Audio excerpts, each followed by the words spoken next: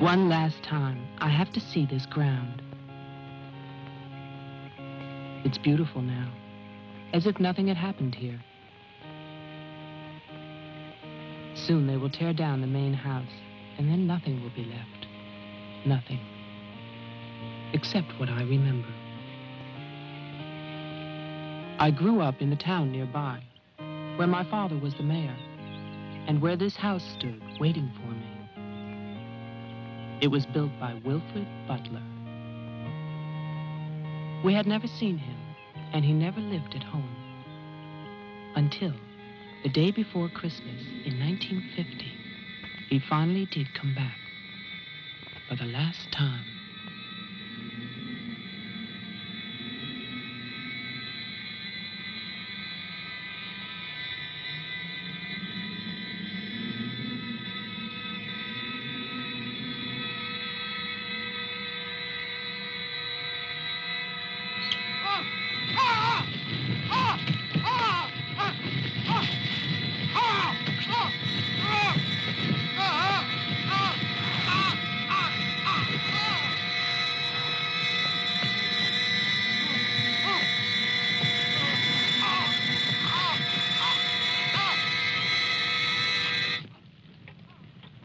All of us believed that his death was an accident.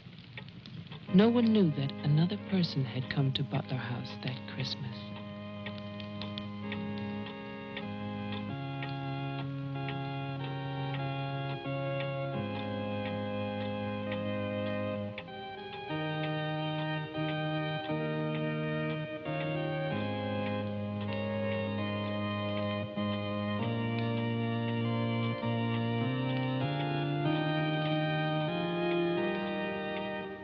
As Deputy Coroner of the County of Arlington, State of Massachusetts, I hereby find, upon evidence of an autopsy conducted by the medical examiner of this county, that the deceased, Wilfred Butler, died as a result of burns inflicted accidentally upon himself on his own premises during the afternoon of December 24th, 1950. No further inquiry shall be held over the body of the deceased, and this inquest is officially closed. All is calm, all is bright, round yon virgin mother and child.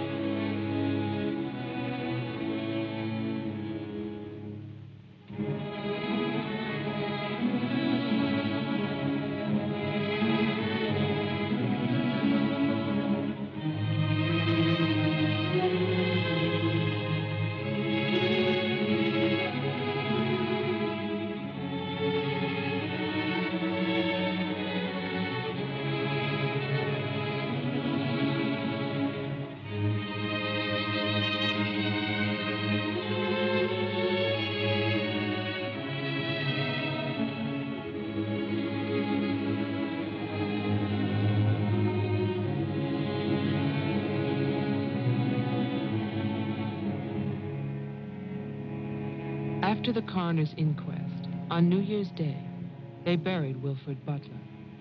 There was no one there to mourn him. It was the funeral of a stranger.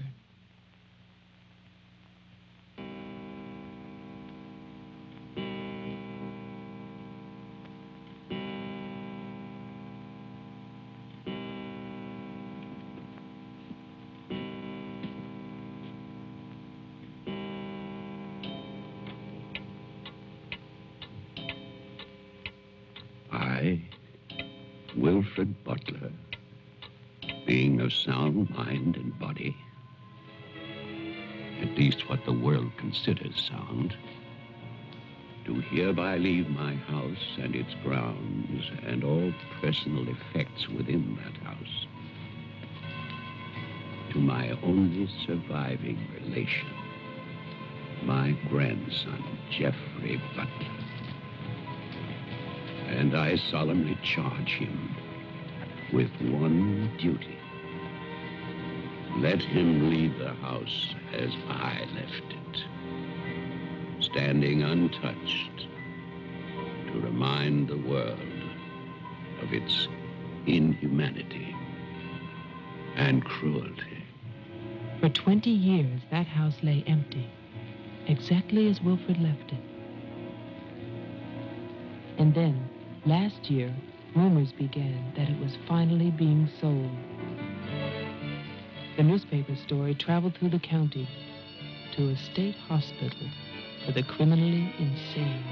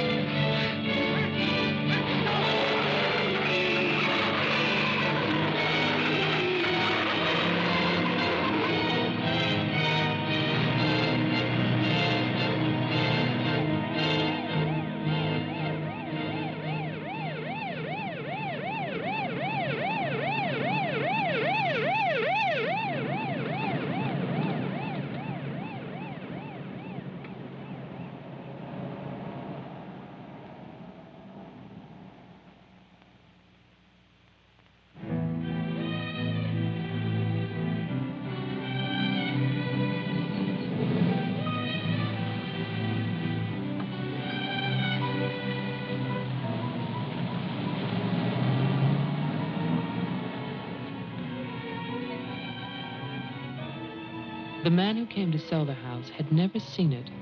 He was a lawyer from the city, just doing a job and enjoying it.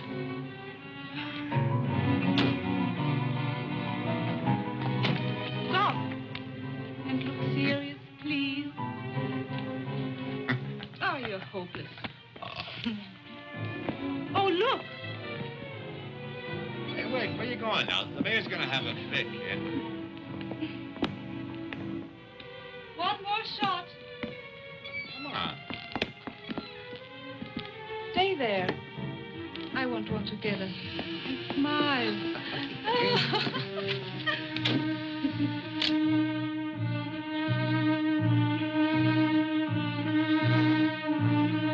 For all the news as it happens, stay tuned to WLIX, your voice of the Northeast. This is Roger Fowler with local stories. First, today's headlines. A warehouse fire still rages in Elizabeth. Police suspect arson. That escaped inmate at Margaretville State Hospital still at large, still hunted by state police. And over in Roxbury, the city passes a controversial housing code.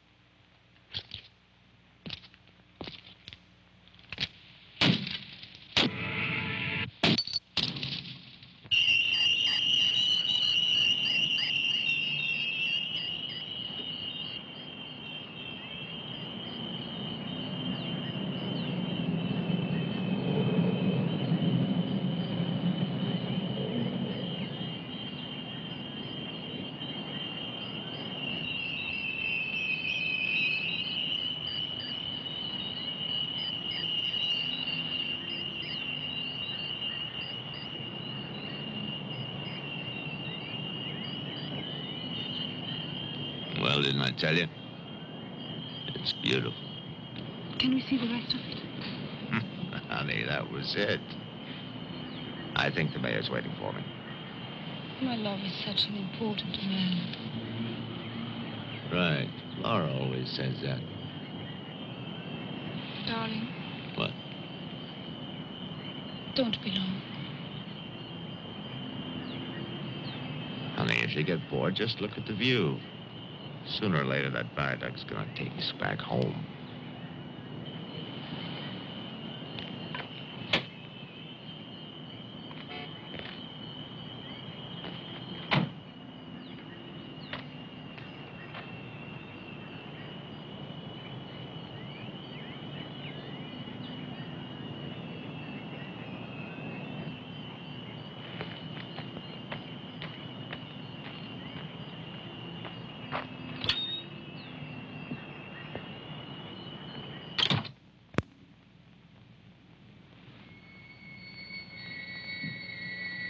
Mr. Carter.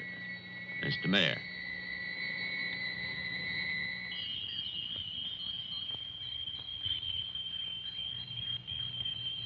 Let me introduce you. This is Charlie Toman, who publishes our weekly newspaper, The Patriot. Mr. Tolman? And this is Tess Howard. How do you do? She operates our switchboard. Oh, really? We call her the communications director. And this is Bill Mason, Mason? our sheriff.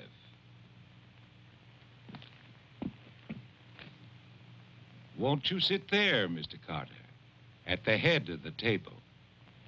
Thank you. I didn't expect to meet you all together. It's quite a reception.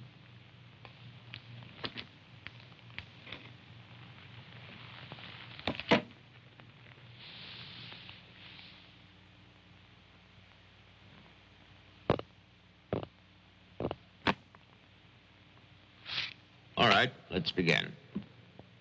As you know, I've been retained by Jeffrey Butler.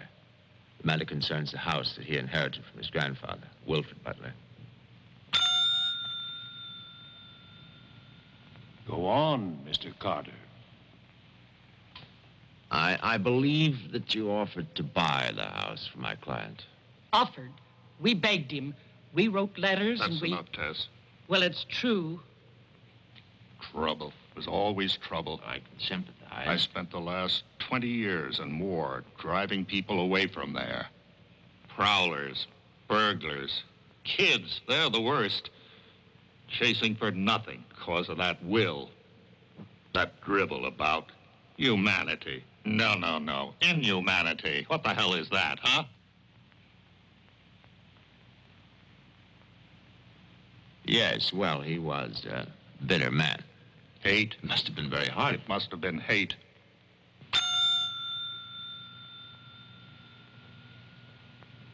That man hated.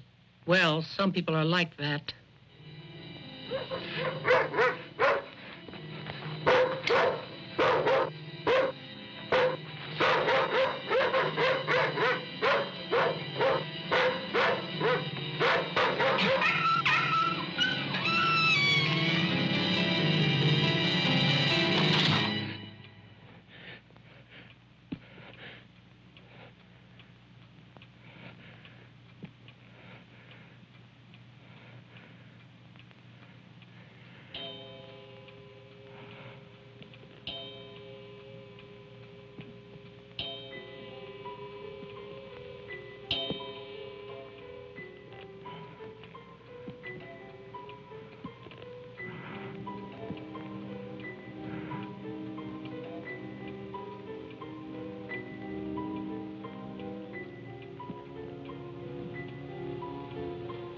The question is, well, do you still want the house? Are you offering it to us, Mr. Carter? Exactly. Why now? Well, that's Mr. Butler's business, isn't it? You know we're not rich. Most of us came here during the Depression. But we love this town. It's our home. And naturally, you want to improve it. Exactly. My client understands that, and he fully sympathizes, and he's willing to sacrifice the house for $50,000 in cash by noon tomorrow.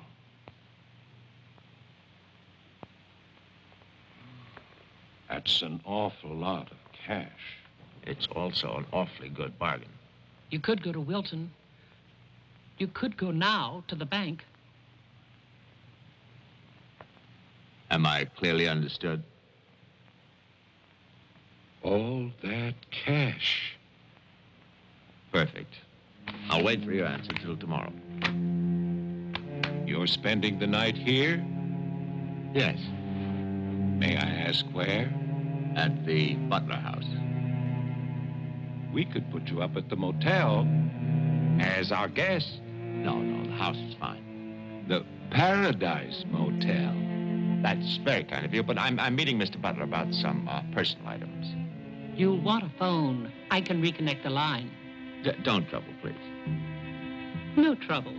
You'll need a phone. Don't want to be stuck out there. Well, you've convinced me. Thank you. By the way, have you known Mr. Butler a long time? No, I've never met him. He called me and asked me if I'd handle this for him. I said yes. He had the key delivered to my office. Mr. Mayor, Sheriff, Mr. Tolman, Miss Howard, see you all tomorrow. In fact, I'm looking forward to it.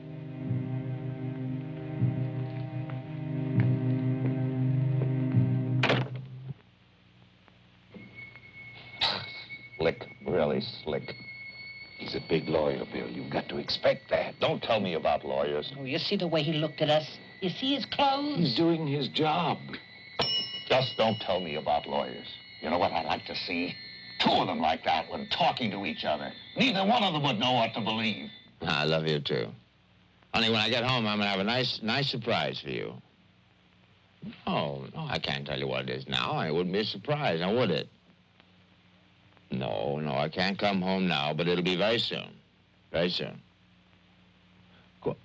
Honey, of course I miss you.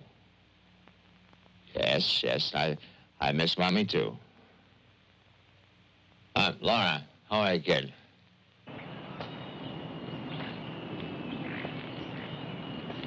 So I'll call tomorrow. No, I want to call. I want to talk to Jenny. Yeah, well, as a matter of fact, I'm having a fine time. Well, same to you, darling. What do you mean, hostile?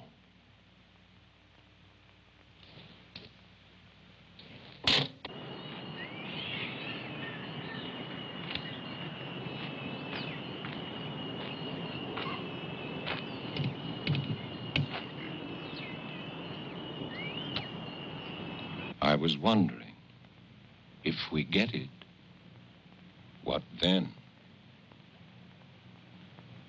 Tear it down. Okay. I'd better get going. Do me a favor, Tess. Call Diane, tell her I'm to Wilton, and I'll be back late.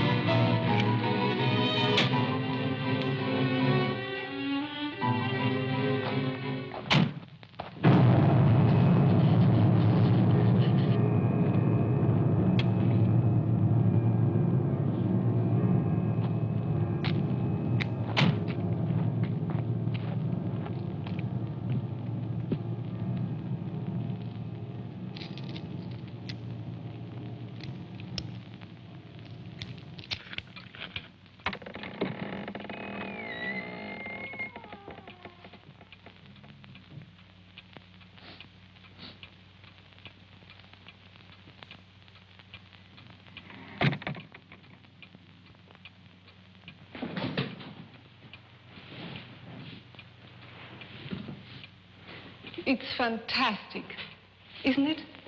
Yeah. Butler wasn't kidding. Nobody's lived here for years. That would be such a waste. It's his grandfather's monument. You know, The caretaker who keeps this place just the way he left it. What kind of monument is this? Well, that's the trouble. Nobody remembers anymore. That's what usually happens in America. I remember this. And he walks with me, and he talks with me, and he tells me I'm his own. And he walks with me, and he talks with me, and he tells me I am his own, and the joy he shares as we tarry there. You're not serious. I used to hear that at funerals. At funerals? When I was a kid in Chipley, Georgia.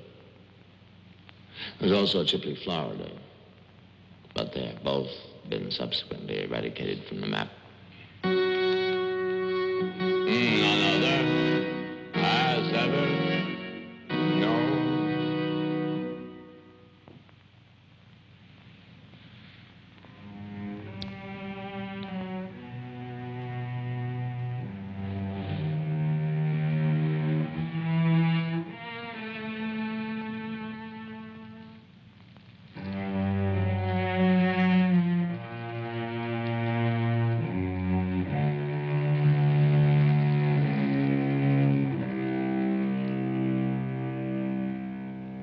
The only thing open was a delicatessen, so I brought you pastrami, salami, potato salad, macaroni, everything you like.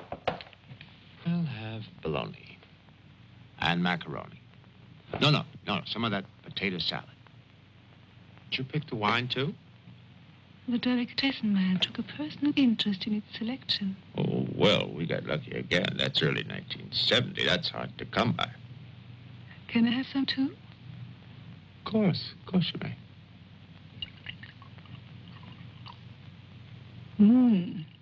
Thank you.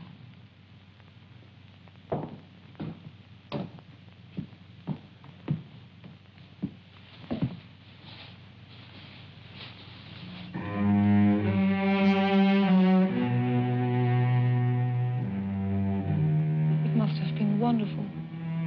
What? The people who lived here. They must have had a wonderful life. Well, I hope they did. Wilfred Butler must have believed in something. Look at that stone fireplace. Parquet floor. The mahogany. This table. And you probably think this place is made of wood, right? Well, Wrong. You know what his grandson told me? Underneath that wood, there's 2 feet of stone. The foundation is 8 bricks wide. Now, someday they're going to come in here and they're going to tear this place down and they're going to build little tract houses all over this property on quarter-acre and half-acre lots. And that bulldozer's going to come up that hill toward this house. And it's going to get the surprise of its life. They built a kingdom out here. Only nobody's left. no. Butler has a grandson. No. He's probably like the rest of us. Wants money. You know, he's asking $50,000 cash for this place, and if the only way he can get, he can get at least $250,000. But he won't take his time. So he'll get screwed.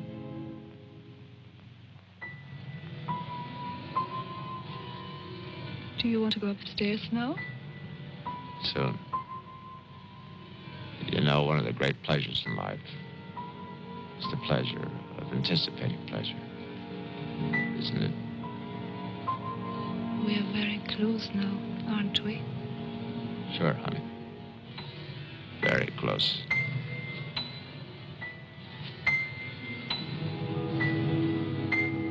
I don't see any beds yet. Well, keep looking, honey. Butler said the place was furnished.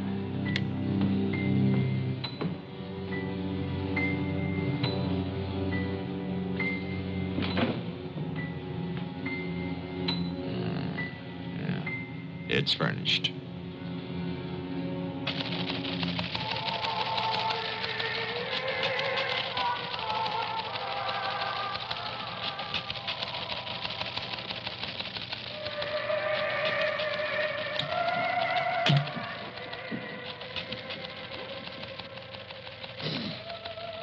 anything doing? No, sir. But look at this. More football, huh? Look how they smeared that quarterback. Look at his arm. Got no time now. Protest. How about that telephone up at the Butler house? Is it working? Well, try it now. I'll wait.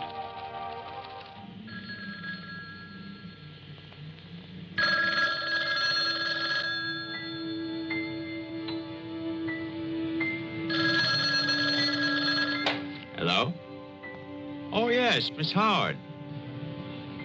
Yeah, the phone's working fine. Very nice of you to call. Thank you. Good night. Honey, I'm going down to the car to get some cigarettes. Be back in a minute.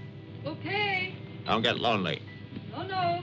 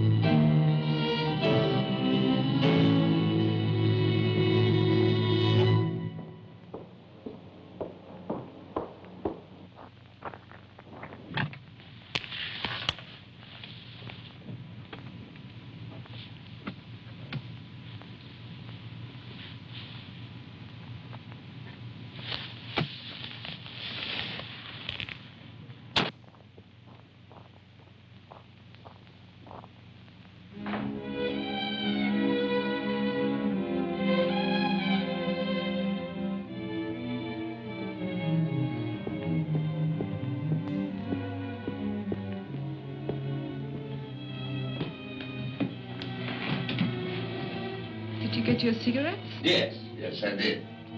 May I have one? Sure. You know, it's the most amazing thing. These cigarettes come in these very small packages these days. Oh, that's for me?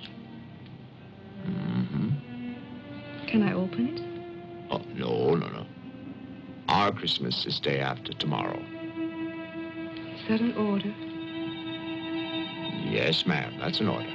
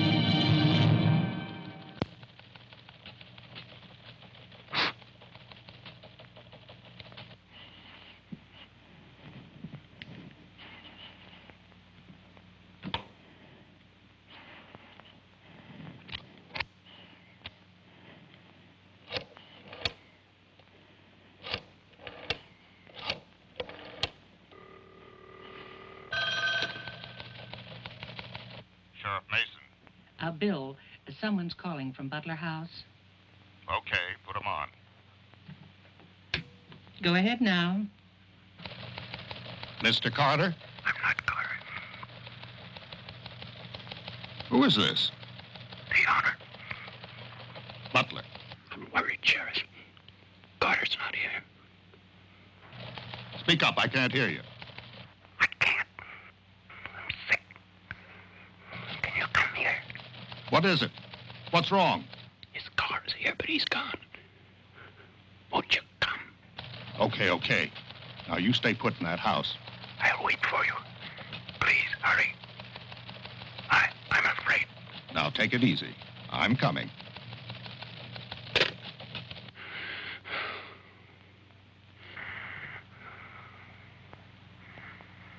Mr. Butler, are you done? Tess, I've come back. What's that? Tess, I want to see you again. Hello? Who is this? You know me, Tess. It's Mary Ann. Tell the mayor. Tell them all. I'm waiting in my father's house. Tess, it's so lonesome here. Don't be long.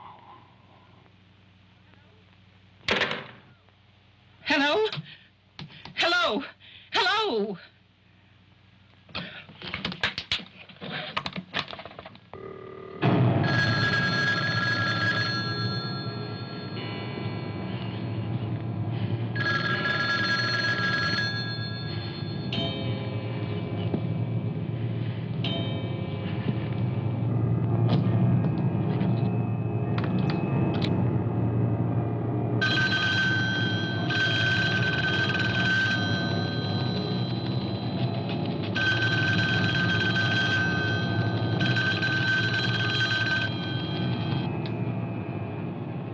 Oh, my God, where is everybody?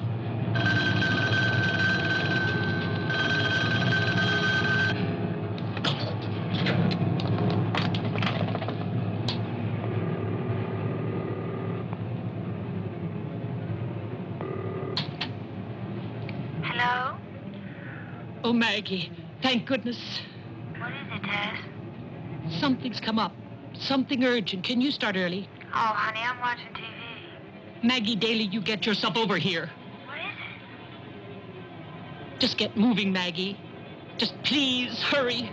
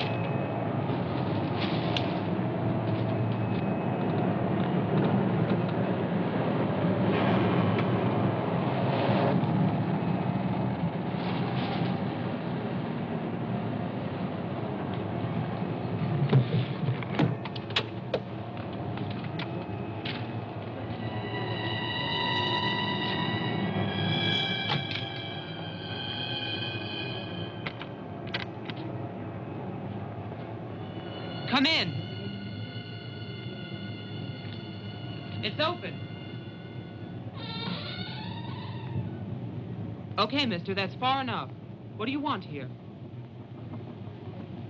Mayor, Try again. My father's not home. And don't move. you want me to put my hands up? No. Just stay there. What are you staring at? I seem to remember you from the road. That's why I'm holding a gun. You scare me. Well, that makes sense. Thanks. Does everybody carry one here? You can ask the sheriff when he gets here. I'll call him. I'm sorry to disappoint you, but the sheriff's office is empty. How do you know? I was just there. Who are you? Jeffrey Butler. Oh, you're the one who's selling the house. Yes. Have you any ID? Come on. Don't laugh at me. I want your ID. Some maniac escaped from Margaretville.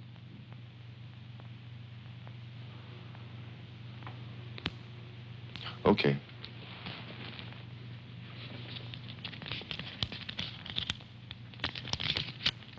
Put it on the table.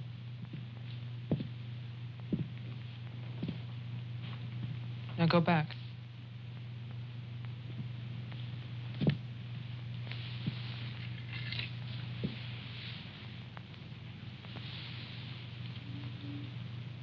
California license. Lucky you. Would you like to see my maniac card from the asylum? They give you one when you escape. There's a big scarlet M on it so people won't get confused. Okay. Look, I'm sorry about the gun. My father's in Wilton getting your money. All I want to do is to get into my house. The sheriff's deputy might have a key. He's about the only one I know of. Well, where's he? You go down the road about 1.5 miles till you come to a white house with a white fence, and then you can't miss it. Thanks. That's okay. Merry Christmas. Same to you.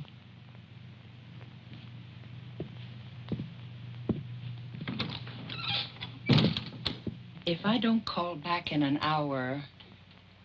What? Call the mayor or Mr. Tone and nobody else. Promise me you'll do that. Well, sure. Mark it down, honey, so you'll have it.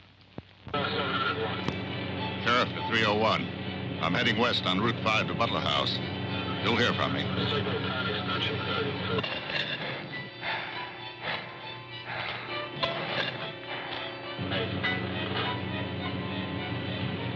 What the hell? What's that light out there?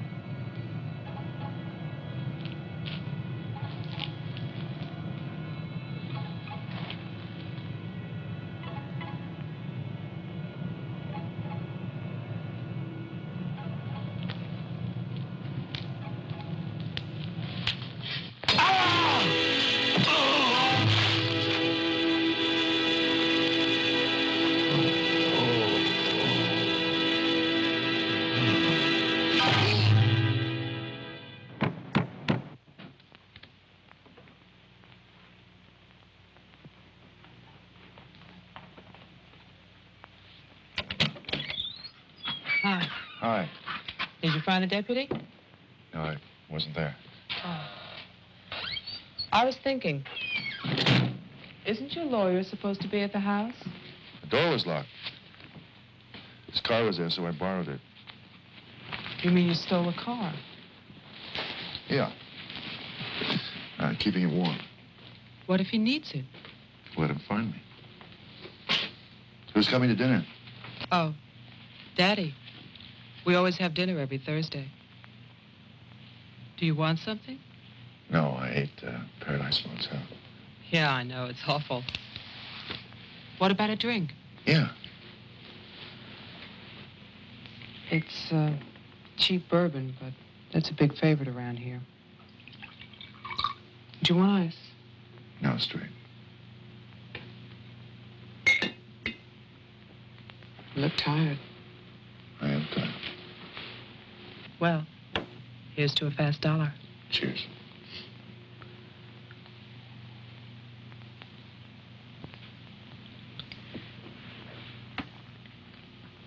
Why did you decide to sell the house?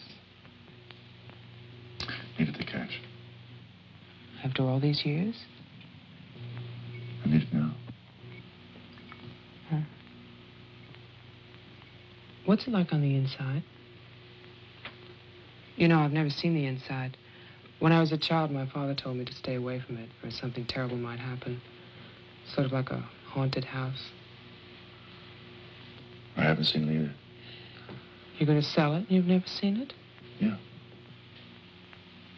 I don't know. It's too bad. It's about the only place to see around here. Oh, I forgot. Someone keeps calling with a message for my father. She says that she's waiting at your house, in the reception room. What woman is waiting in my house in the reception room? Oh, I don't know. It's not a voice that I know. I better go out then. Can I come too? What for? I'm pushy. I suppose you'll be going back to California soon. California? You said you lived there, remember? No, I'll be traveling. Jeff, look. It's the sheriff's car.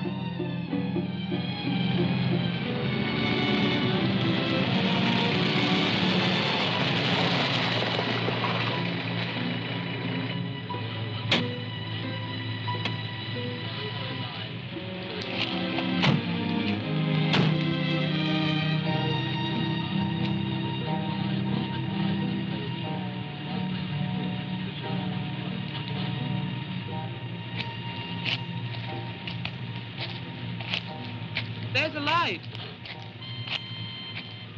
Look at that tombstone. Pretty cheerful. Who bears the cross shall wear the crown. Wilfred Butler. My grandfather. Oh.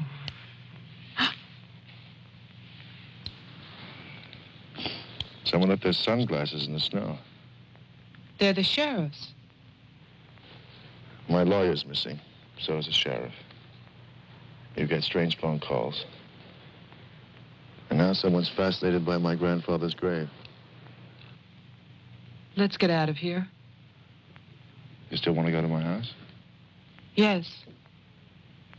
But I don't want to go alone. Listen. I'm not nervous. Well, of course you're not. Oh, it's the cold. I'm shaking from it. Let's get out of here. Okay. We'll get help in town. It's 10 minutes drive.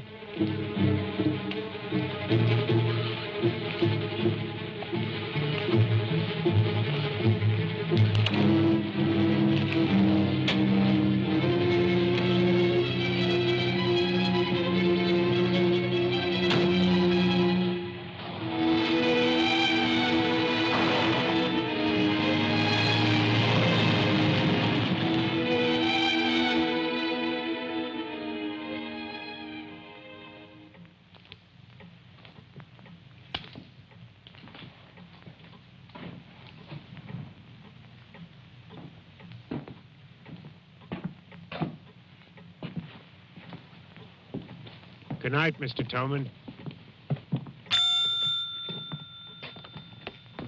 Have a nice holiday.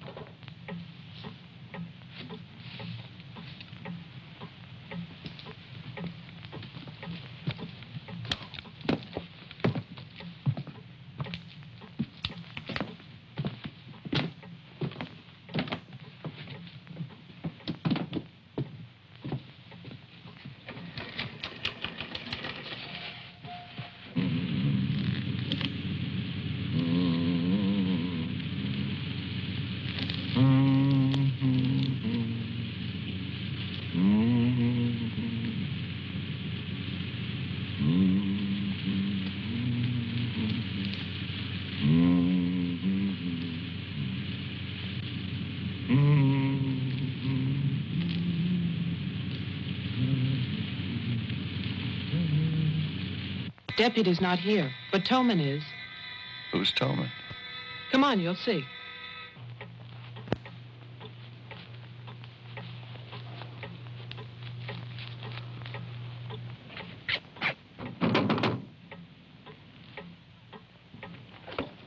Mr. Toman, wait.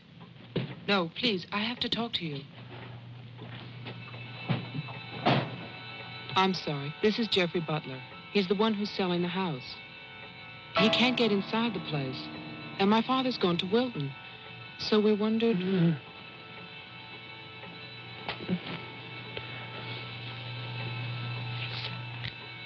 Anything wrong? He'll tell us. Tess has gone to his house. Why would she go there? I don't know. Anyway, she won't get in. You say it's locked. He says she hates the place. Would you like to drive there? Diana could stay here, lock herself in. I need a key.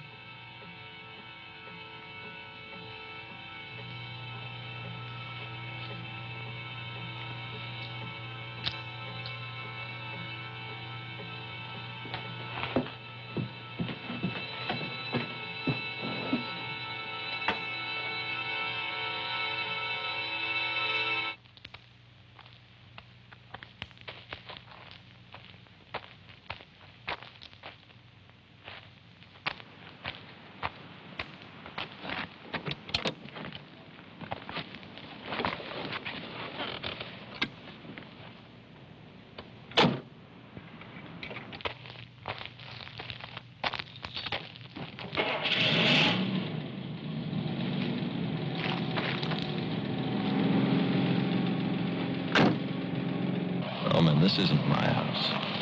It's Tess's.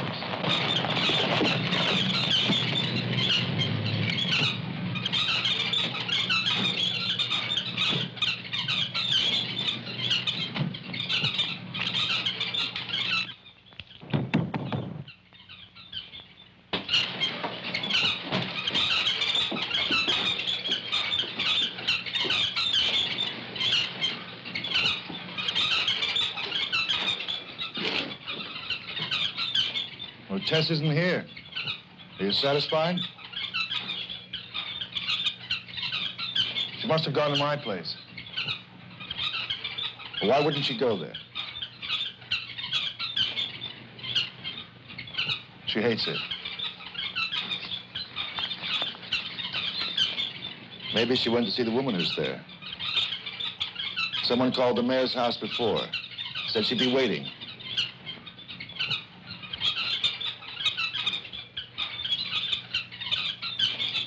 What is it?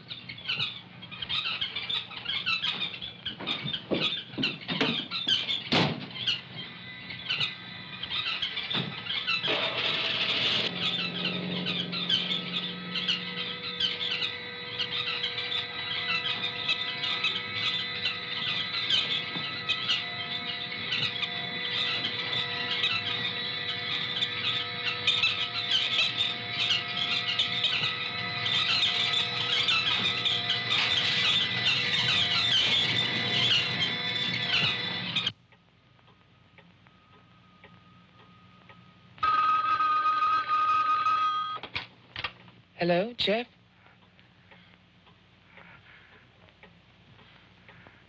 Hello? Is anybody there? Who is this? I'm Diane Adams. I spoke to you before. Bring your father to the house. This is Marianne. Tell him I have the diary. I'm waiting. Who are you? He'll know. Christmas Eve, 1935. Hello? Hello?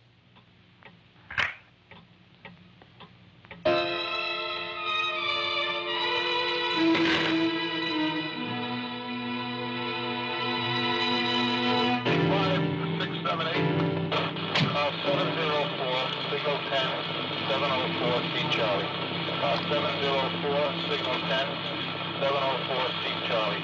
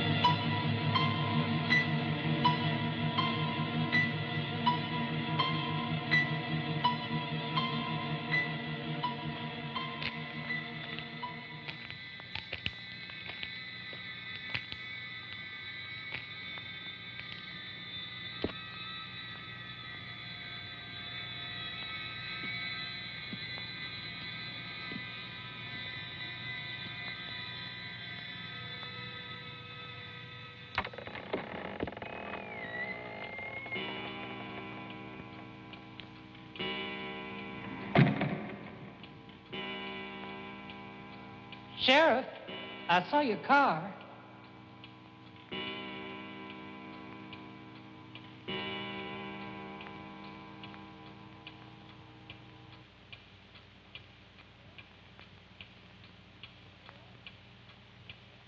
Bill? Is that you?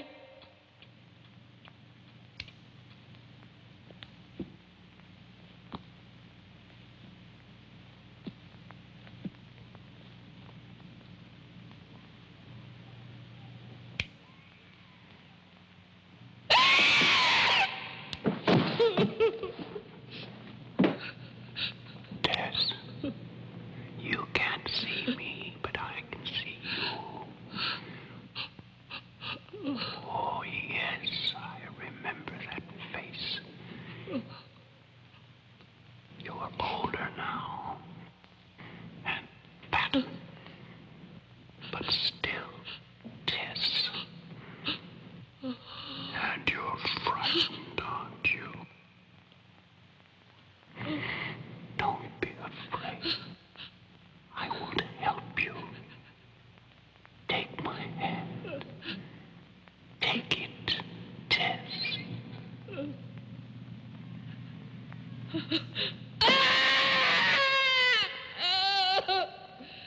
1920. The person on the telephone said 1935, Christmas Eve. But that's not the beginning. In 1927, Butler House was restored by Wilfred Butler. After that, I find social notes, parties, nothing special. Then, in 1930, Butler's wife, Catherine, dies of tuberculosis. In August 1933, it starts. Wilfred Butler's daughter is cruelly attacked and raped. Her name is Mary Ann, the same name as the caller who left those messages tonight. She's 15 then. On May 2nd, 1934, Mary Ann Butler gives birth to a son, Jeffrey Butler. Jeff. Early in 1935, Butler House is turned over to a Dr. Robinson as an asylum for mental patients. And then Butler goes on to say that he has committed his own daughter. Mary Ann will live at the asylum. There's no end to this story. It's been carefully cut out of all the papers. Why would Toman do that?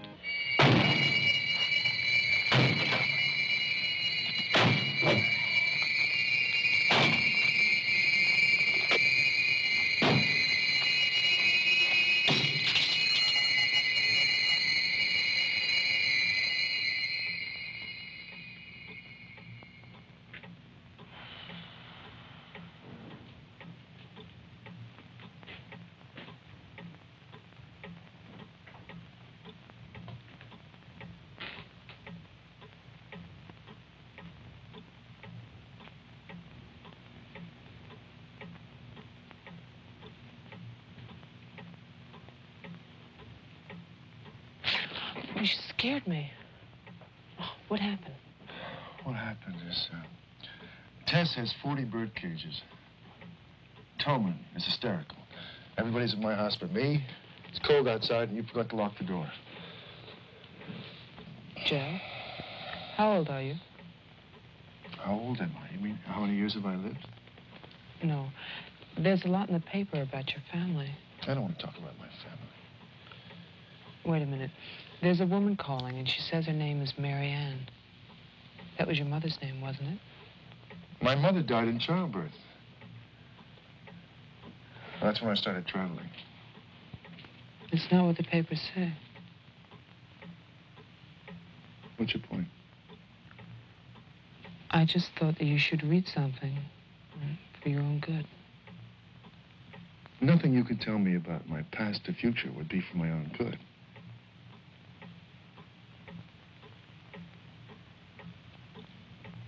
Where is the paper? It's on the table.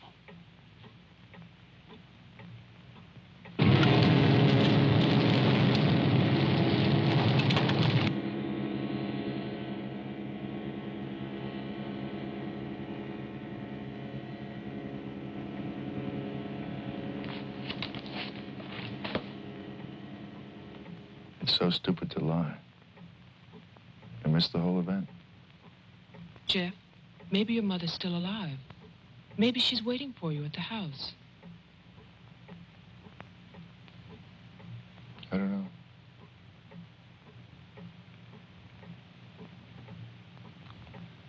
Come on. No more side trips. Let's go out there.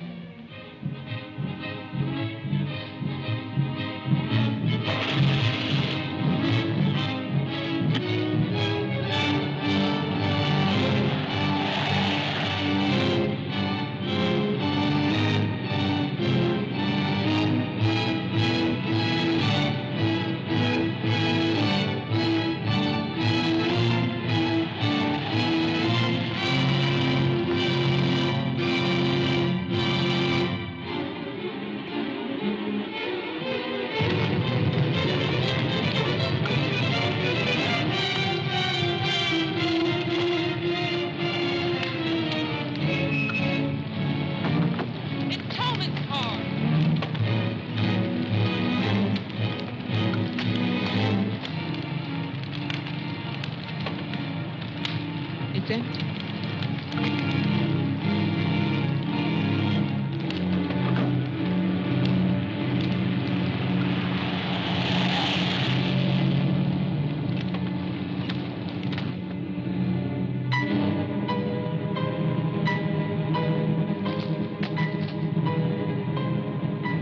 Jeff, look!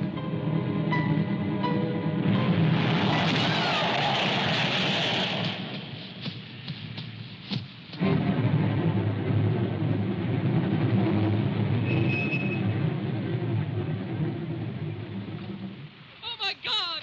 Stay back! It's Toman! Stay back!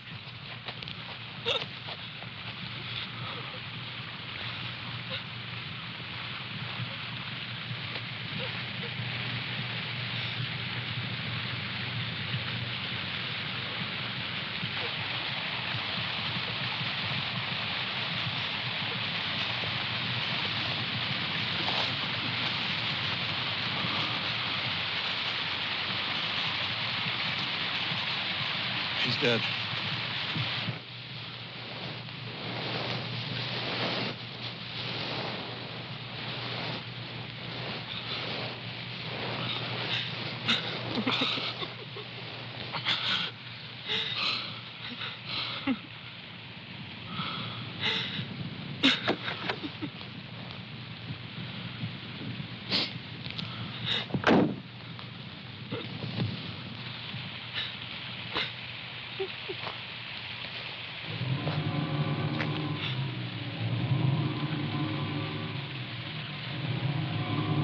His hands.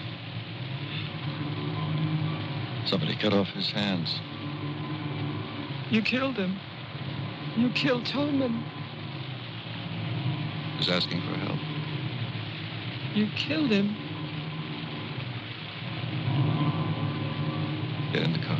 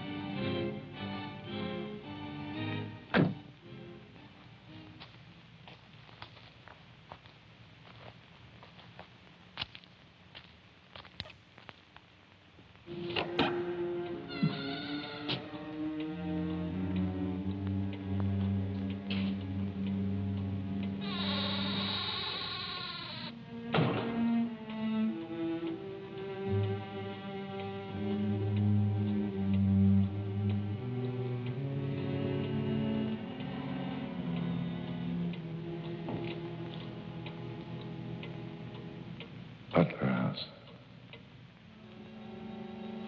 The keys. He took them.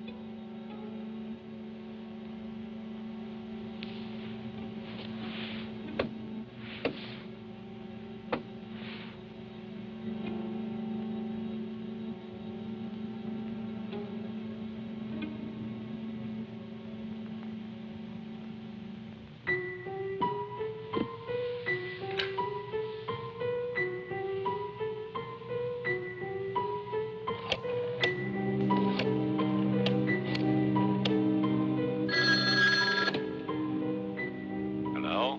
Hello, Mr. Mayor. Yes, what? This is Marianne Butler. I'm calling from my house.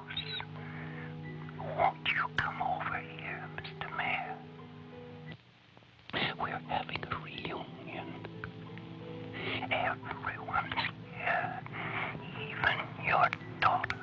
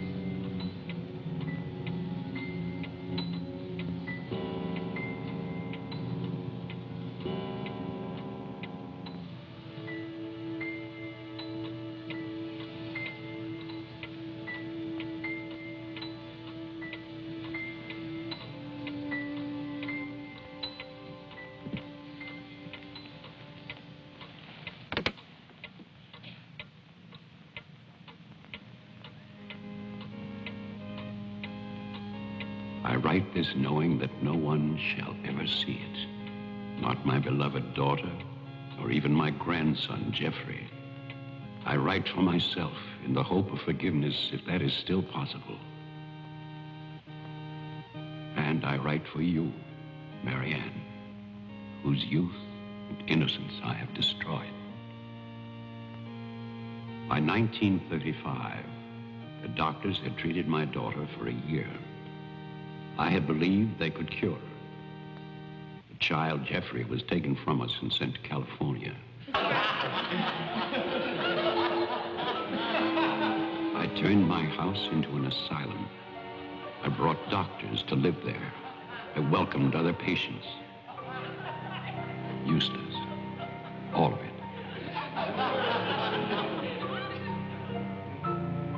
I remembered what she had been. There was never a lovelier, happier child.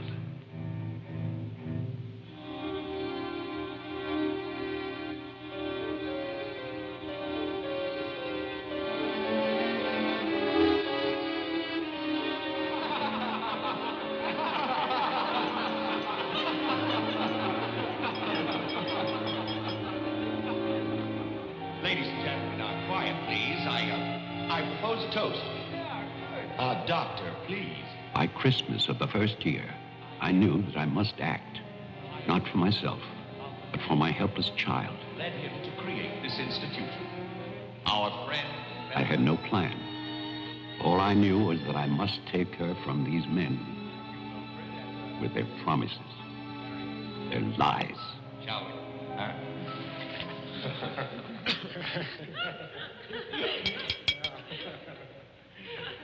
For he's a jolly good fellow, for he's a jolly good fellow, for he's a jolly good fellow, which nobody can deny, which nobody can deny, which nobody can deny, for he's a jolly good fellow, which nobody can deny. I knew that they would gorge themselves into a stupor that afternoon. It was their celebration. I expected no less. Since they had come into my house, they had acted as if they owned it.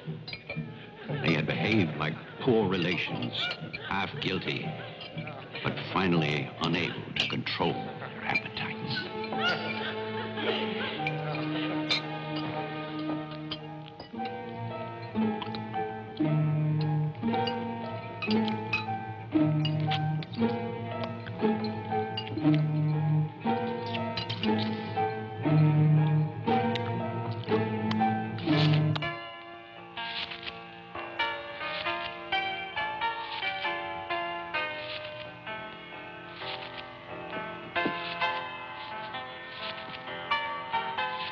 After dinner, they danced and drank as they usually did.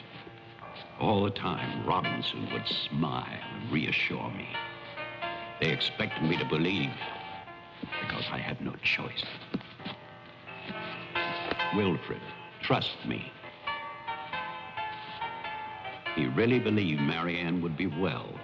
He saw a light. There is a light at the end of a long tunnel. Believe me. There is a light at the end of a long tunnel.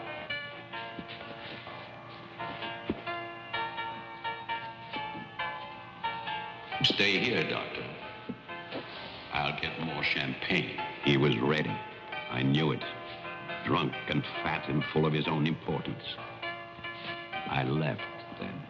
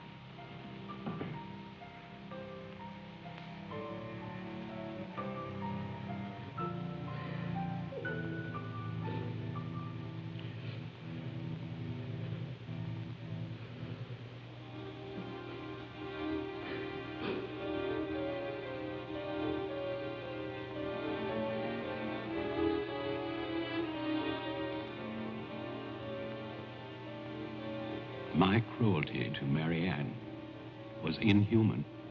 I know that. I had loved her. I had fathered our child, Jeffrey. I had brought her to this. But I swear that on that afternoon, all I wanted was to save my child.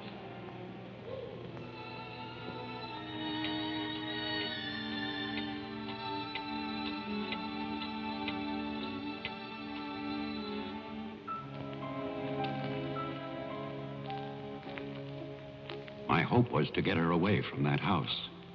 But also, I wanted to set free those other wretches who had so long been abused by the doctors.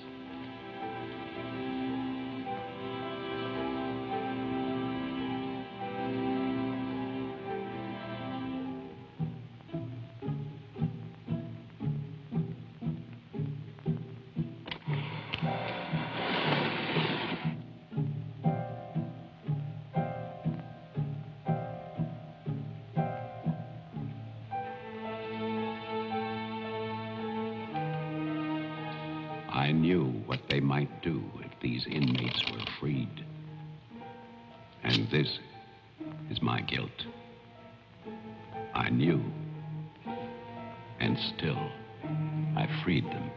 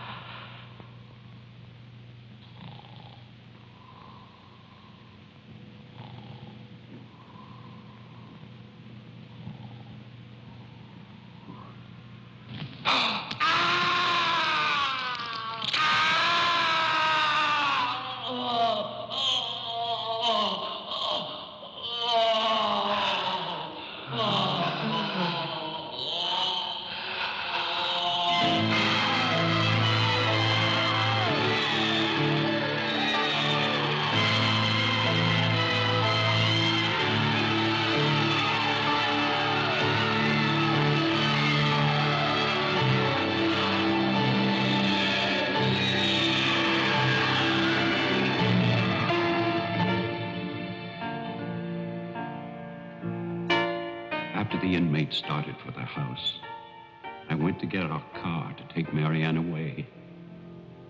I do not know exactly when she slipped away from me. I assume that when they saw her in the dining room, the inmates believed her to be part of that household which they hated. And so, they killed her. Later, there was a celebration. And then most of the inmates fled. I don't know where. But I shall never forget what they did to my child. Since that Christmas, I have lived in prisons and asylums. Lived anonymously, as an animal. I have wandered in bitterness until all seasons have become as one. And that is a season of vengeance.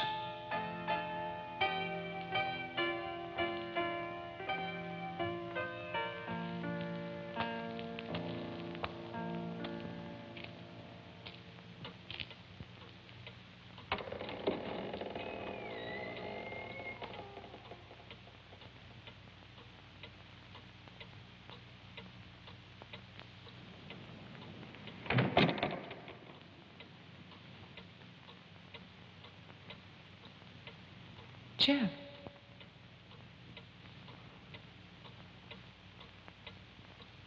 Jeff. Wilfred Butler is still alive. This is still his house.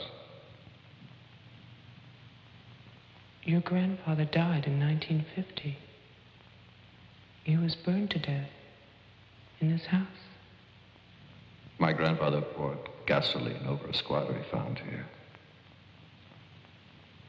The town wanted to believe he was dead. They still do.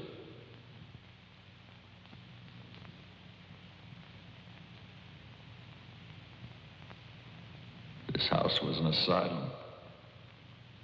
There was a massacre by the inmates. Tess, Tolman, the sheriff. Your father. No. All inmates. They killed my mother in this room.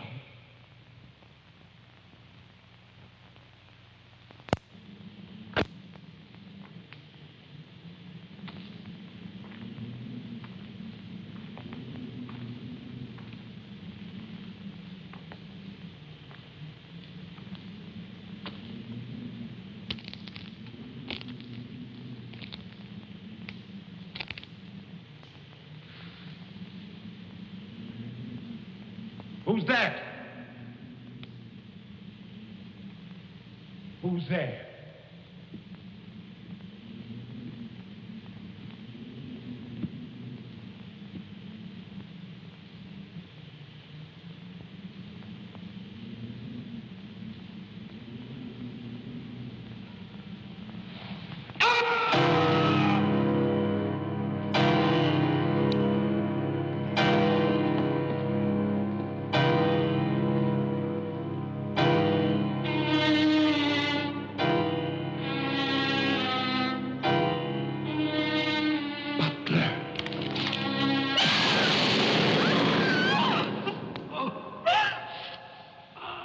Oh, no. No. Oh, God, no.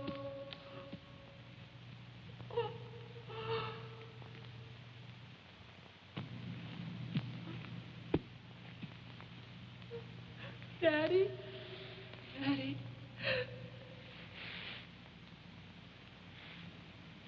Diane? Jeff? Jeff? No. No. Jeff, why? Why?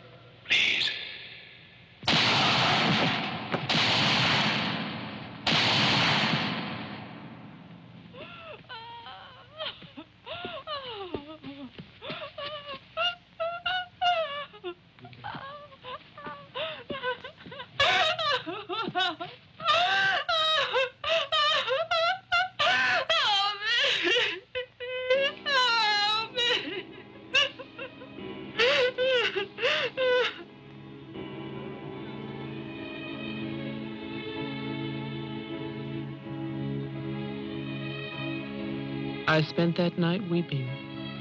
By morning, there were no more tears.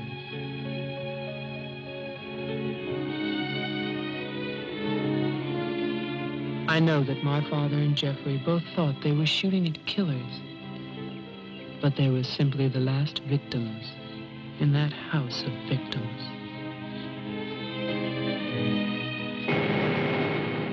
And now, a year later, they will tear down Wilfred Butler's monument. But they can never destroy my memories of what happened here.